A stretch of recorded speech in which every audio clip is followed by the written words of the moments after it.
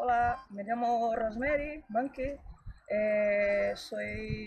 Tengo formación en Magisterio y Sociología y hice el máster en Terapias Ecuestres por la Universidad Pablo de Olavide de Sevilla. CETECO, que es el Centro de Terapias Ecuestres Coruña. Estamos en Arteixo, pero bueno, la provincia de Coruña.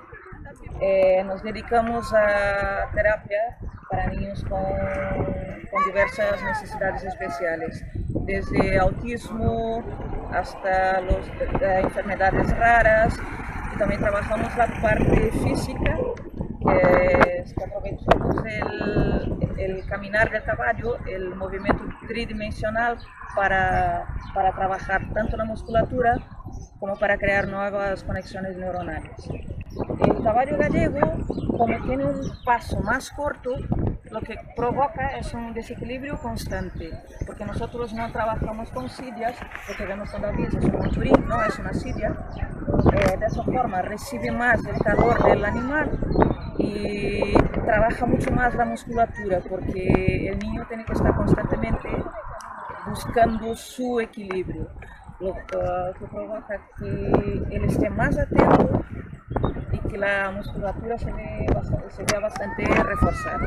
El paso corto es idóneo para ese tipo de situación, porque provoca un desequilibrio constante.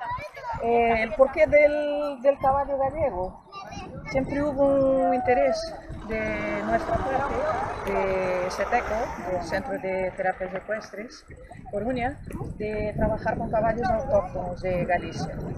Lo que hicimos fue entrar en contacto con Puraga para ver si podíamos establecer un convenio para sesión de caballos.